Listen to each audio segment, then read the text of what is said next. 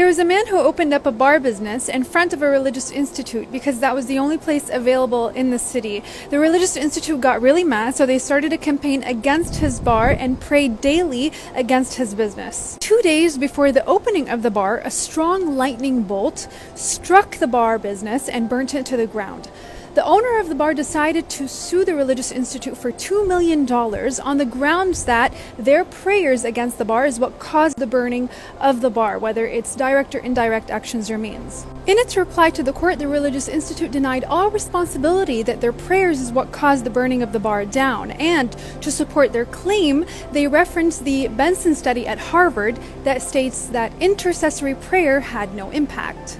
At the court during the hearing, the judge made those comments. He said, "I'm not sure how I'm going to decide this case, but as it appears from the paperwork here that we have a bar owner who strongly believes in the power of prayer, and we have a religious institute and its devotees who do not."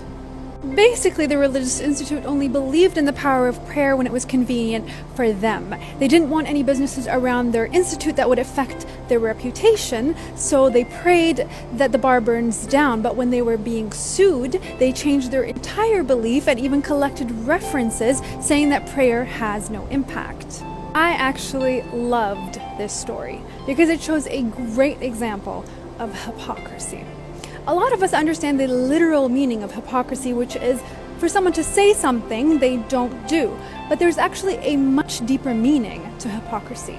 Hypocrisy is when someone puts so much weight and value on how other people perceive them while willingly disregarding their inner state. They care so much about what people think, their likes, their shares, their image, and they disregard their true intentions. You know what happened right now as I was explaining hypocrisy? Most of you probably made a list in your head of all the people or friends or social media influencers who you think are hypocrites. That's because psychologists suggest that as humans, when we hear about a negative characteristic, we like to apply it or connect it to other people rather than reflect on it inwardly. And we're more critical of other people than ourselves, and we always have excuses for our own inconsistencies. Once, Prophet Muhammad, peace be upon him, gave a list of people who are hypocrites to his close companion Hudayfa. As soon as Umar ibn al-Khattab radiallahu anhu found out, another close companion to the Prophet, he ran to Hudayfa and he asked him, "Please tell me, am I on that list?" Hudayfa refused to answer him, and then he kept nagging and he asked him again, "Please just tell me, am I on that list?" And Hudayfa answered him and told him, "No, you're not, and I'm not going to tell you anything else." Keep in mind that Umar ibn al-Khattab was one of the closest companions to the Prophet, and he was known for his strong faith to the point where Prophet Muhammad said, if there was a prophet after me, it would be Umar. Despite all of this positive feedback, he was still always worried that maybe my heart isn't right, and he never cared who else was on that list. He just wanted to make sure about himself so that he can always stay conscious. We can all have some degree of hypocrisy within us, but instead of trying to avoid it by remaining conscious and aware of our actions all the time, we're always looking at other people's behavior and other people's action.